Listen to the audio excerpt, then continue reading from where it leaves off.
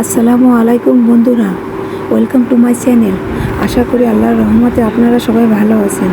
বন্ধুরা, আজ সহজ উপায়ে এবং মজাদার স্বাদের মুরগির বিরিয়ানি রান্না করেছি, আর সেটা আপনাদের সাথে শেয়ার করেছি। প্রথমে আমি কড়াইটি গরম করে নেব।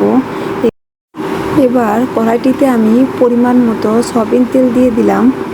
তেলটি গরম করে নেব। এবার আমি 1 কাপ পেঁয়াজ কুচি দিয়ে দেব এবং পেঁয়াজগুলো বাদামি করে ভেজে নেব। পেঁয়াজগুলি আমি বাদামি করে ভেজে নিয়েছি। এবার আমি এর থেকে 1/3 কাপ পেঁয়াজ তুলে নেব। এরপর আমি এই পেঁয়াজের ভিতরে পরিষ্কার করে ধুয়ে রাখা 1 কেজি মতো মুরগির মাংস দিয়ে দেব।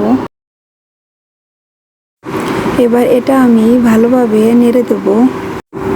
এরপর আমি এর ভিতরে বাজার থেকে কুড়াই করা 1 প্যাকেট বিরিয়ানি মশলা দিয়ে দেব। আবারও নেড়ে দেব।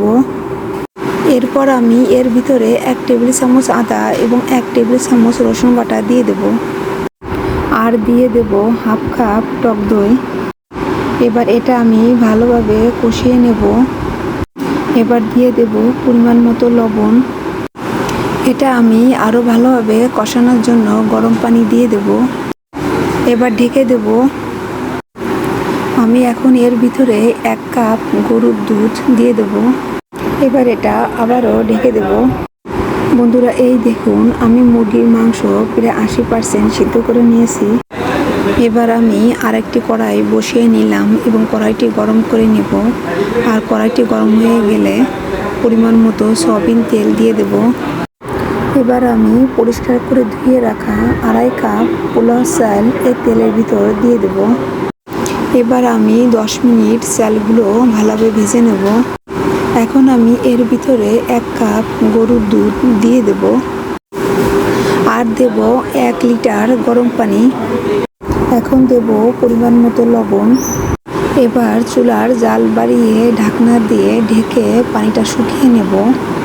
এখন আমি এর ভিতরে রান্না করে রাখা মুরগির মাংসগুলো দিয়ে দেব। ভাতের সঙ্গে মাংসগুলো ভালোভাবে মিশিয়ে নেব। এবার যে পেঁয়াজের বেরেস্তাটা উঠিয়ে রেখেছিলাম সেটা উপর থেকে দিয়ে দেব। আর দিয়ে দেব কিছু কাঁচামরিচ। এবার দেব কিছু বাদাম। আর দিয়ে দেব 3 টেবিল চামচ ঘি। এবার আমি অল্প জালে ঢেকে প্রায় 30 মিনিট রান্না করব। বন্ধুরা, রেডি হয়ে গেল সহজ উপায়ে এবং মজাদার স্বাদে মুরগির বিরিয়ানি। আপনাদের যদি আজকের আমার এই রান্না ভালো লাগে তাহলে দয়া করে আমার চ্যানেলটি সাবস্ক্রাইব করে দেবেন, পাশে থাকা বেল বাটনটি অন করে দেবেন এবং আমার ভিডিওটিকে একটি লাইক, কমেন্ট, শেয়ার করে পাশে থাকবেন। ধন্যবাদ। আল্লাহ হাফেজ।